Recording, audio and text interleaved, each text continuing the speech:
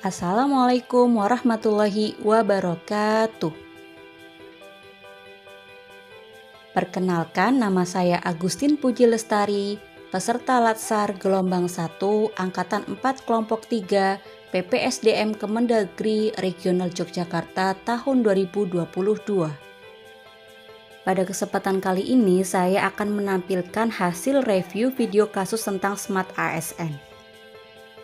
Video YouTube yang berdurasi kurang lebih 4 menit dengan judul Sebar Hoaks Soal Demo Tolak Undang-Undang Cipta Kerja, oknum PNS ini ditangkap.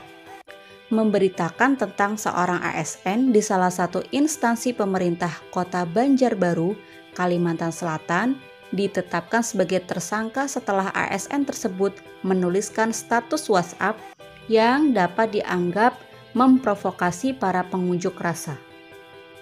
Dari hasil analisis yang saya lakukan, kasus tersebut dapat terjadi karena beberapa faktor, dan kasus tersebut juga dapat berdampak negatif bagi diri sendiri dan orang-orang sekitar yang terkait.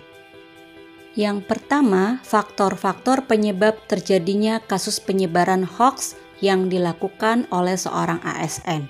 Di antaranya yaitu, yang pertama sebagai bentuk provokasi, yaitu menyebarkan hoaks dengan tujuan melakukan sindiran atau sarkas terhadap kelompok tertentu, mengambil keuntungan dari sebuah konflik dengan cara mengadu domba, dan menyebarkan hoaks juga bisa mempengaruhi penilaian pola pikir untuk individu atau masyarakat. Selain itu, untuk menimbulkan kecemasan dan menguasai perilaku. Kemudian, memiliki keinginan untuk diakui sehingga merasa bangga saat menjadi penyebar informasi pertama atau jadi yang paling up to date, padahal belum tentu benar informasinya. Kemudian yang ketiga, penyebaran hoaks juga bertujuan untuk mempengaruhi dan mengontrol massa. Dan yang terakhir, faktor-faktor penyebabnya hanya sekedar iseng. Kemudian dampak yang ditimbulkan akibat adanya penyebaran hoaks di antaranya yaitu, dengan adanya berita hoaks tersebut maka dapat menimbulkan keonaran, akan membuat kepanikan karena latar belakang pendidikan dan karakter setiap orang penerima berita hoaks berbeda-beda. Yang selanjutnya, penyebaran berita hoaks bisa menghancurkan kredibilitas kita sebagai ASN dan pekerjaan yang sedang dijalani.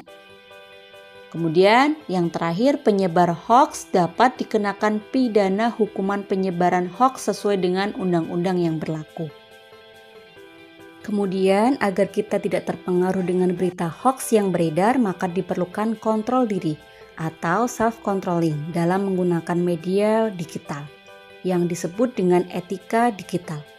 Berikut ini beberapa cara agar kita terhindar dari adanya berita hoaks yang tersebar, yaitu yang pertama, jangan mudah terprovokasi dengan judul berita. Yang kedua, bersikap kritis terhadap apapun yang didapat. Yang ketiga, selalu gunakan logika saat mendapati suatu berita yang belum diketahui kebenarannya. Selanjutnya, lakukan konfirmasi, selalu tanyakan kepada lembaga atau orang yang bersangkutan. Kemudian yang kelima, bedakan opini dengan fakta. Yang keenam, saring sebelum sharing. Yang ketujuh, dapatkan berita dari sumber berita. Dan terakhir, laporkan konten yang mengandung hoaks. Demikianlah hasil review video kasus tentang Smart ASN. Terima kasih. Wassalamualaikum warahmatullahi wabarakatuh.